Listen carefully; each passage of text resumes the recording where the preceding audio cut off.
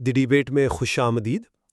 آج ہم ایک ایسے منظر کا تصور کرنے جا رہے ہیں جو تاریخ کا ایک بہت ہی غیر معمولی حصہ ہے۔ ذرا سوچیں، ایک ابھرتی ہوئی طاقتور ریاست کا سربراہ ہے اور اس کی بیٹی کا رشتہ مانگنے کے لیے معاشرے کے امیر ترین اور با اثر ترین افراد آتے ہیں۔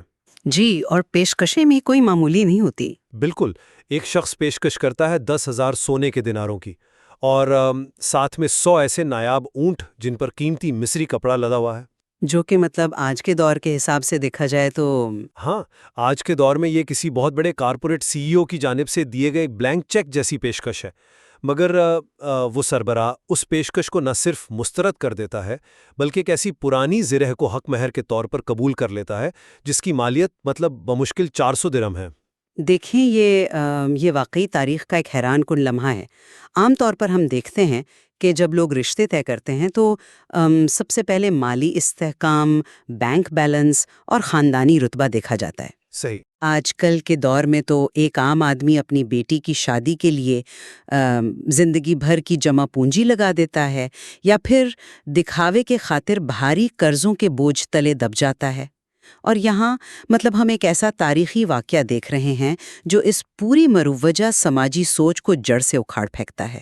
اور آج کی ہماری اس بحث کا محور بھی یہی تاریخی واقعہ ہے، یعنی اسلامی مصادر کی روشنی میں حضرت فاطمہ سلام اللہ علیہا اور حضرت علی علیہ السلام کی شادی۔ جی، ہمارے سامنے جو تاریخی مواد موجود ہے وہ اس شادی کی انتہائی سادگی، اس کے حق مہر اور جہیز کی تفصیلات بیان کرتا ہے۔ آج ہم اسی واقعے کے تجزیے سے یہ سمجھنے کی کوشش کریں گے کہ آخر اس کمال درجے کی سادگی کا اصل مقصد کیا تھا۔ بالکل، یہی وہ بنیادی سوال ہے۔ کیا یہ شادی معاشرے کے لیے ایک سخت معاشی لائحہ عمل یا پالیسی تھی تاکہ لوگوں کو معاشی تباہی اور دکھاوے کی دوڑ سے بچایا جا سکے، یا پھر اس کا ہدف کچھ اور تھا؟ اور ہم آج اسی سوال پر دو مختلف زاویوں سے بات کریں گے، کیونکہ دیکھیں، یہ محض ایک تاریخی کہانی نہیں ہے، بلکہ اس میں انسانی رشتوں کی بنیادوں پر ایک بہت گہری بحث چھپی ہے۔ میرا موقف اس حوالے سے بہت واضح ہے۔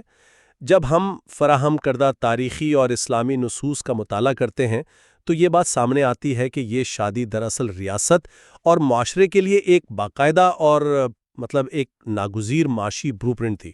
اچھا؟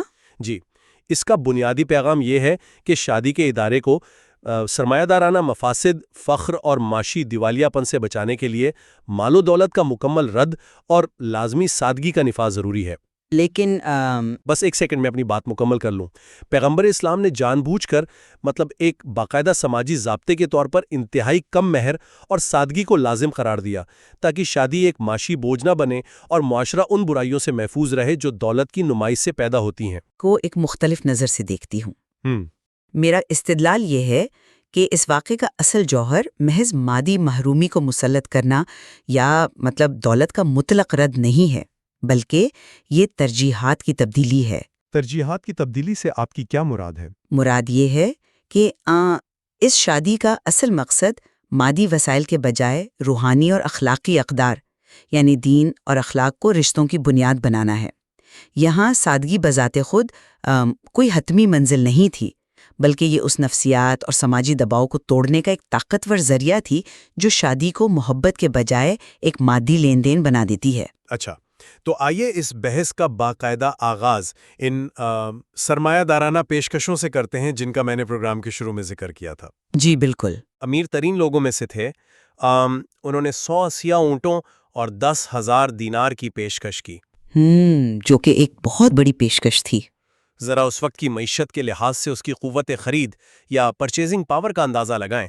یہ ایک بے تحاشا بڑی رقم تھی، لیکن متن کے مطابق پیغمبر نے اس پیشکش کو نہ صرف ٹھکرایا بلکہ غصے میں ان کی طرف کنکریاں پھینکیں اور فرمایا کہ میں مال و دولت کا پرستار نہیں ہوں۔ جی، یہ واقعہ مصادر میں موجود ہے۔ تو میرے نزدیک یہ محض ایک انکار نہیں تھا، بلکہ یہ شادیوں کے اندر مادی لین دین کی سوچ کا مکمل اور سخت بائیکاٹ تھا۔ میں سمجھتا ہوں کہ جب آپ مال و دولت کو رشتوں کے درمیان لاتے ہیں تو یہ بذات خود ایک بگاڑ پیدا کرتا ہے۔ معاف کیجیے گا، لیکن میں اس بات سے پوری طرح متفق نہیں ہوں۔ کیوں؟ میں بتاتی ہوں کیوں. آپ نے عبد الرحمن بن عوف کی پیشکش اور اس پر پیغمبر کے غصے کا بالکل درست حوالہ دیا ہے، لیکن ذرا اس واقعے کی گہرائی میں اتر کر دیکھتے ہیں کہ وہ غصہ اصل میں تھا کس چیز پر. دولت پر اور کس چیز پر؟ نہیں، کیا وہ غصہ چند سکوں یا اونٹوں کی وجہ سے تھا؟ نہیں، آپ متن کے الفاظ پر غور کریں. پیغمبر نے فرمایا، کیا تم اپنی ثروت اور دولت سے مجھ پر فخر و مباحات کرنا چاہتے ہو؟ یعنی غصہ اس تکبر پر تھا جو اس پیشکش کے پیچھے چھپا ہوا تھا. مسئلہ دولت کا نہیں تھا، مسئلہ اس رویے کا تھا جہاں عبد الرحمن بن عوف اپنی دولت کو ایک مقدس رشتے کی قیمت کے طور پر پیش کر رہے تھے. لیکن کیا آپ وہ یہ سمجھ رہے تھے کہ شاید خاندانی رشتے بازار میں بکنے والی کوئی جنس ہیں جنہیں بڑی بولی لگا کر خریدا جا سکتا ہے، لہٰذا رد دولت کا نہیں تھا بلکہ اس تکبر اور سودے بازی کی ذہنیت کا تھا. مگر ذرا سوچیں، کیا تکبر اور دولت کو واقعی ایک دوسرے سے الگ کیا جا سکتا ہے، خاص طور پہ جب بات خاندانی رشتوں کی ہو؟ جی بالکل کیا جا سکتا ہے. آپ کہہ رہی ہیں کہ رد صرف رویے کا تھا، لیکن مصادر میں پیغمبر کا یہ جملہ بھی تو موجود ہے کہ تم خیال کرتے ہو کہ میں مال و دولت کے دباؤ سے فاطمہ کا عقد تم سے کر دوں گا. یہاں لفظ دباؤ بہت اہم ہے. دباؤ سے آپ کا کیا مطلب ہے؟ مطلب یہ ہے کہ سرمایہ داری اور مال و دولت بذات خود معاشرے پر ایک دباؤ پیدا کرتے ہیں. میں اسے اس طرح دیکھتا ہوں کہ جس طرح ملکوں کے درمیان ہتھیاروں کی ایک آندھی دوڑ ہوتی ہے نا، بالکل اسی طرح معاشرے میں شادیوں پر دکھاوے کی ایک دوڑ ہوتی ہے.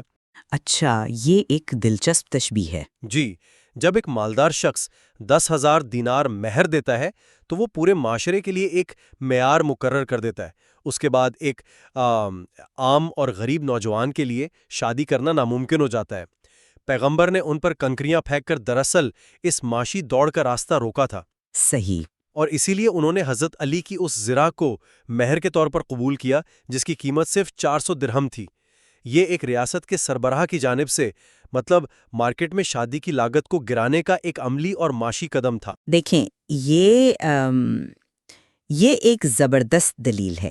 آپ کی ہتھیاروں کی دوڑ اور دکھاوے کی مسابقت والی مثال واقعی بہت زبردست ہے، اور میں اس سے متفق ہوں کہ جب ایک شخص معیار بلند کرتا ہے تو باقیوں کے لیے مشکل ہو جاتی ہے. بالکل، یہی تو میں کہہ رہا ہوں. لیکن کیا آپ نے غور کیا ہے کہ ہمیں یہاں سبب اور نتیجے کو خلط ملط نہیں کرنا چاہیے؟ آپ اسی عام ذرا کی مثال لے لیں. جی بتائیں. پیغمبر نے حضرت علی سے پوچھا کہ تمہارے پاس مہر ادا کرنے کے لیے کیا ہے؟ انہوں نے جواب دیا کہ ایک تلوار، ایک اونٹ اور ایک زرہ ہے. اس پر پیغمبر نے فرمایا کہ تلوار جہاد کے لیے رکھو، اونٹ پانی لانے اور سفر کے لیے رکھو، اور زرہ بیچ کر مہر ادا کر دو. تو اس سے کیا ثابت ہوتا ہے؟ اس سے یہ ثابت ہوتا ہے کہ یہاں سب سے اہم اصول جو مصادر میں بار بار آیا ہے وہ آسانی کا اصول ہے.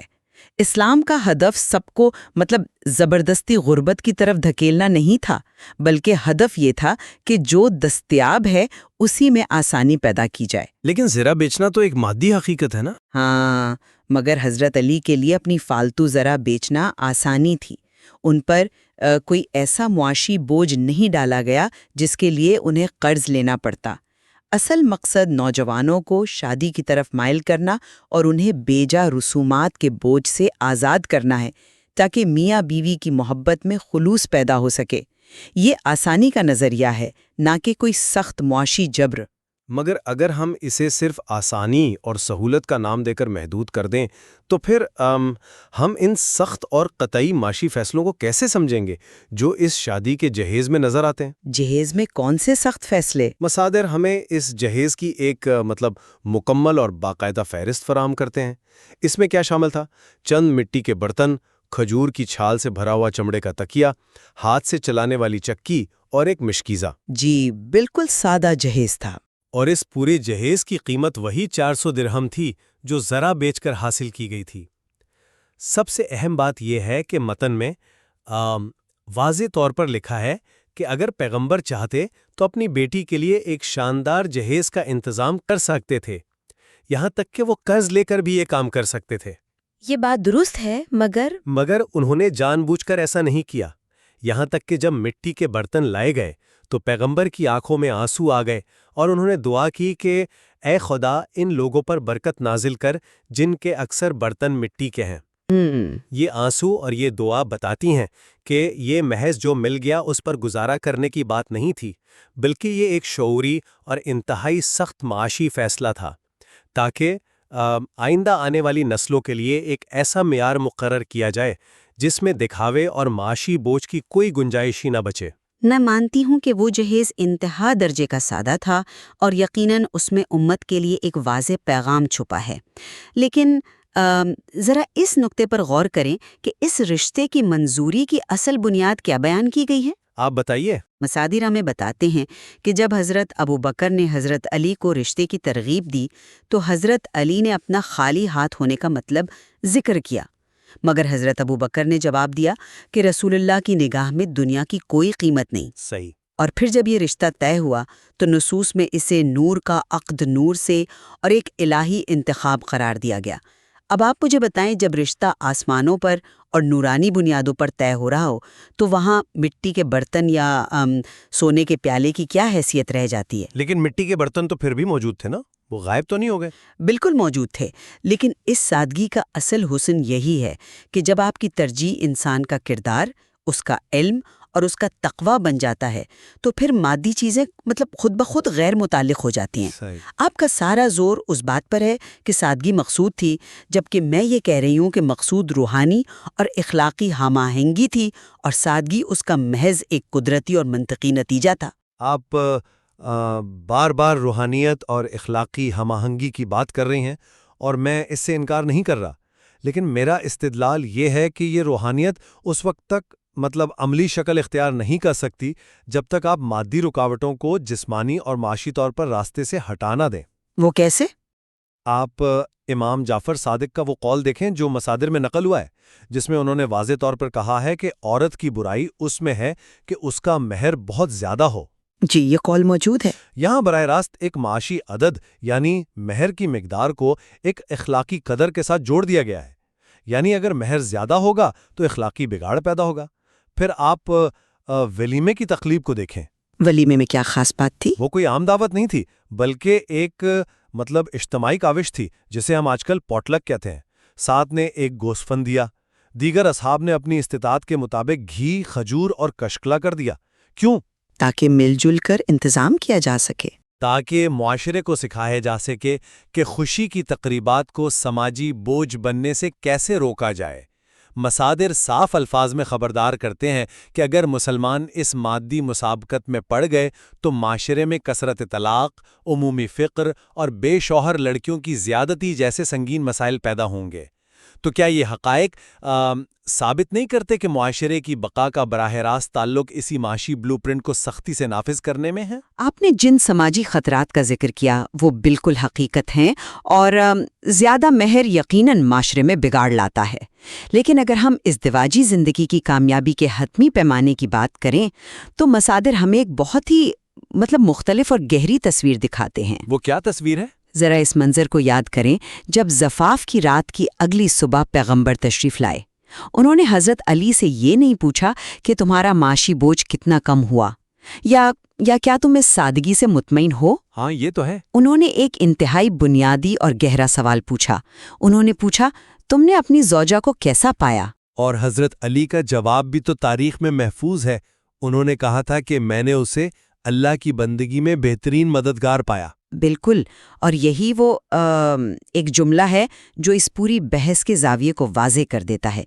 حضرت علی نے یہ نہیں کہا کہ وہ کتنی صابر ہیں کہ انہوں نے کھجور کی چھال والے تکیے پر قناعت کر لی، یا یہ کہ ہمارا جہیز کتنا سادہ اور مثالی ہے۔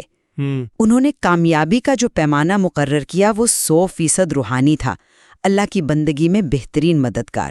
یہ جملہ ثابت کرتا ہے کہ اس پوری شادی کا محور تمام تر مادی سادگی کے باوجود دراصل دو انسانوں کا روحانی ارتقاء تھا۔ اچھا، جب آپ دولت، نمائش اور دکھاوے کی نفسیات کو راستے سے ہٹا دیتے ہیں تو رشتہ اپنی اصل یعنی روحانی ہم آہنگی پر استوار ہوتا ہے۔ مال و دولت کو اس لیے مسترد نہیں کیا گیا کہ مال کمانا یا رکھنا گناہ ہے۔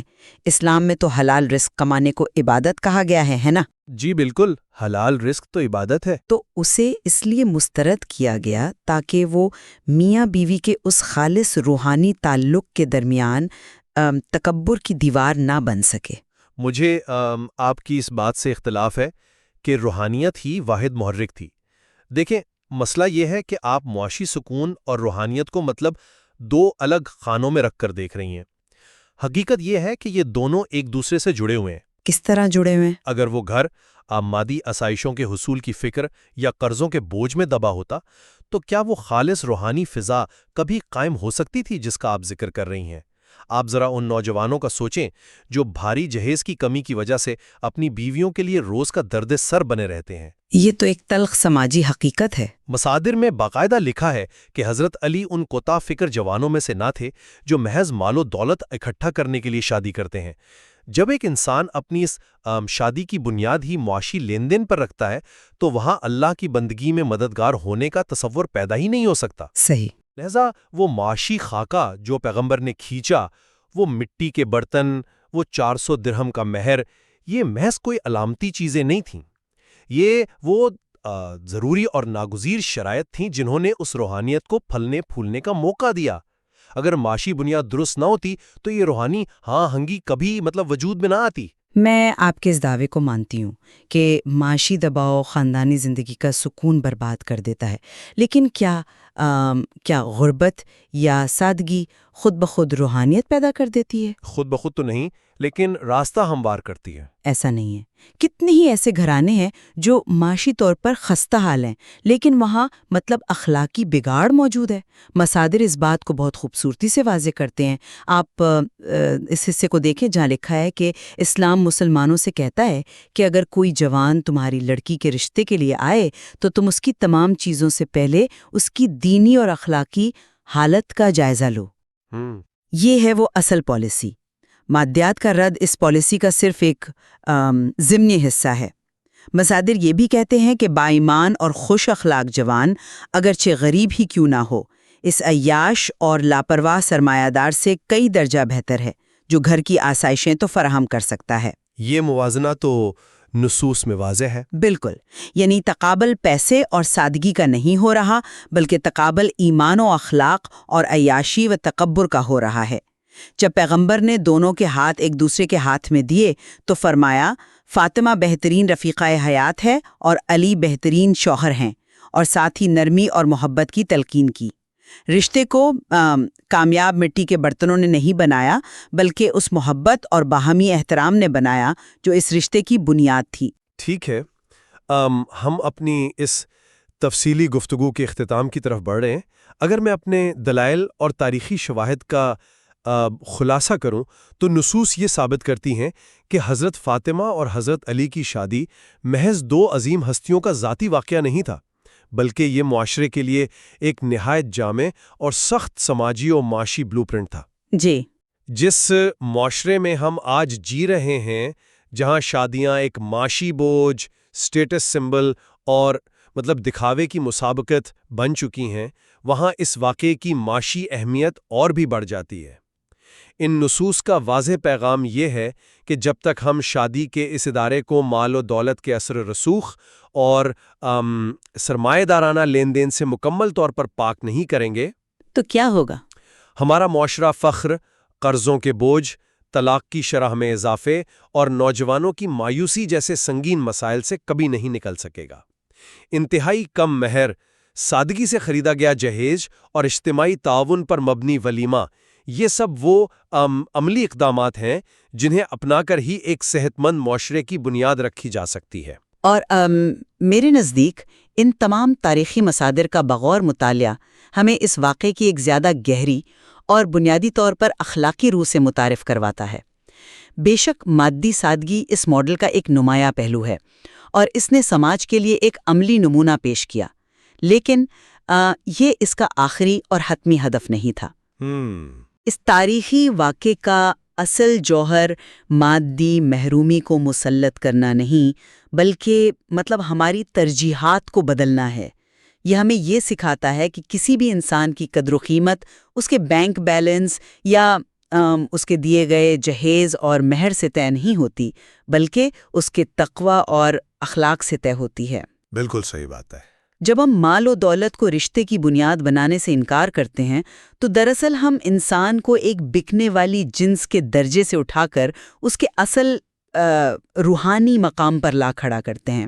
اس شادی کا سب سے بڑا سبق یہ ہے کہ رشتے کی اصل کامیابی وہ اخلاقی اور روحانی ہم آہنگی ہے جو میاں بیوی کو زندگی کے سفر میں ایک دوسرے کا بہترین مددگار بناتی ہے۔ ہماری ان مختلف آراء کے باوجود مجھے یقین ہے کہ ہم اس ایک نقطے پر ضرور متفق ہیں کہ مصادر کی روشنی میں بیان ہونے والا یہ تاریخی واقعہ ہمارے آج کے دور کی مادہ پرستانہ اور دکھاوے کی دوڑ میں شامل شادیوں کے لیے ایک انتہائی طاقتور چیلنج ہے۔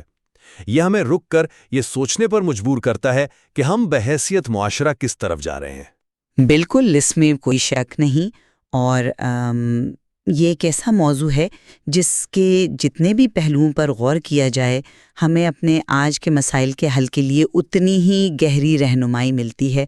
یہ نصوص اپنے اندر اب بھی بہت کچھ ایسا سموئے ہوئے ہیں جن پر مزید کھوج اور غور و فکر کی ضرورت ہے۔ تو آج کی اس بحث کے اختتام پر ہم اپنے سننے والوں کے لیے ایک سوال چھوڑے جاتے ہیں۔ ذرا اپنے ارد گرد ہونے والی شادیوں پر نگاہ دوڑائیں اور پھر اس تاریخی واقعے کی سادگی کا تصور کریں۔ کیا ہم نے آج کے دور میں اپنی جھوکی انا اور سماجی دباؤں کی خاطر شادی کے اس خوبصورت اور فطری رشتے کو اپنے ہی ہاتھوں سے ایک ناقابل برداشت معاشی بوجھ نہیں بنا دیا؟ اور کیا آج بھی ہم دکھاوے کی اس دوڑ سے نکل کر ان اخلاقی اور روحانی بنیادوں کو تلاش کر سکتے ہیں جو اس مثالی رشتے کی اصل طاقت تھیں؟ فیصلہ آپ نے کرنا ہے۔ اپنا خیال رکھیے گا۔